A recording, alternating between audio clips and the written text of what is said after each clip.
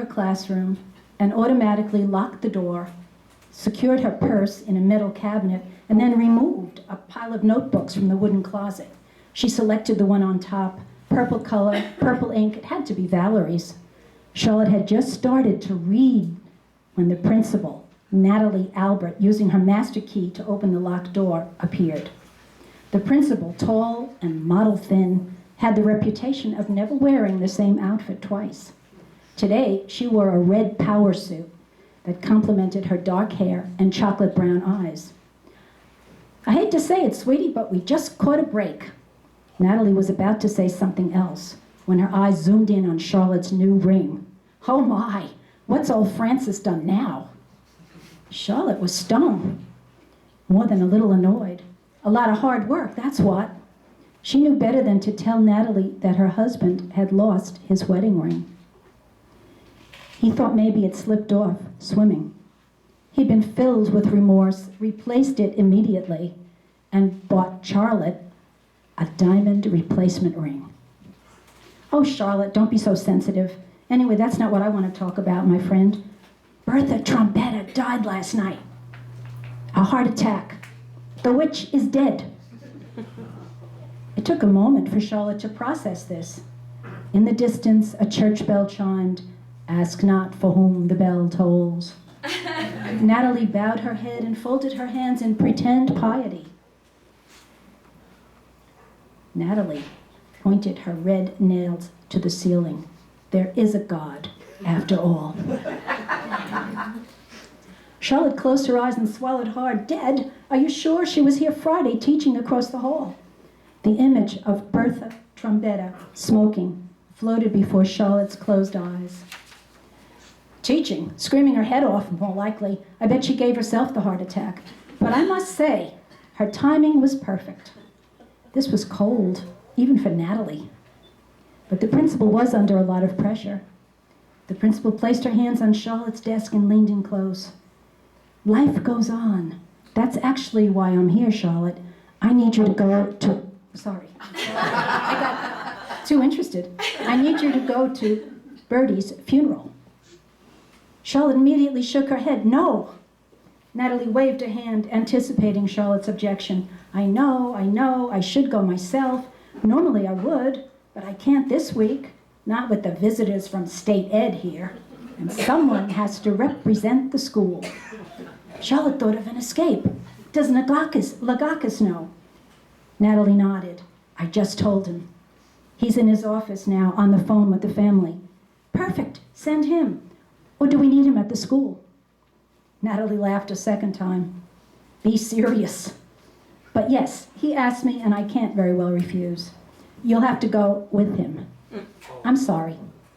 Charlotte exploded, no! And Bertie wouldn't want me there. She won't know. Natalie smiled, showing newly whitened teeth. Technically, Charlotte could refuse, but Natalie was more than her boss. She was a friend of sorts. 20 years ago, they'd attended the same college.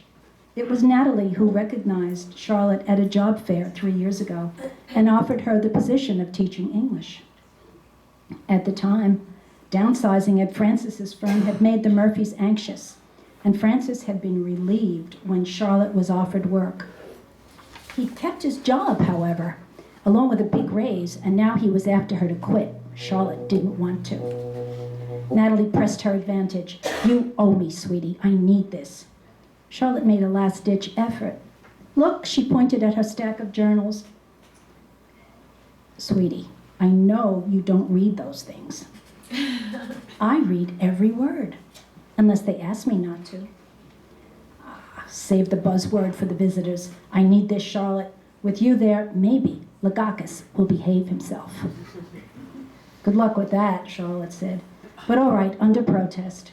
And you owe me. Excellent. Now, a teensy suggestion. At the funeral, glam up a bit.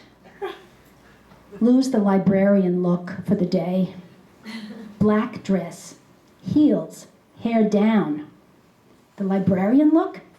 Is it that bad? Look, we are a school of beauty here. So, you have a black dress? I do, but Frances says black makes me look conspicuous. Her husband had used another word, but Natalie didn't need more ammunition. Oh yes, Pope Francis. Was he speaking ex cathedra? Charlotte had to smile at the image of her husband in papal vestments. I'd be on the phone to my lawyer so fast. Charlotte thought maybe that's why you're divorced. Aloud, she said, "What does it matter what I wear?" One of Natalie's more annoying habits was whispering behind her hand. She did so now, although they were alone in an empty room. You never know who will show up at these things. Bertie was always threatening to go to the media. There may be reporters. That woman had a big mouth. So, wait, is something wrong? Is that why state ed is coming? Natalie looked Charlotte full in the eye. Don't be ridiculous. It's a purely routine visit. A bell signaled the start of class, and students could be heard in the hallway. "Showtime, I have a class coming in," Charlotte said. Natalie placed a hand on the doorknob but turned back. "Bring a student with you. Someone presentable. And keep your eye on Lagakis."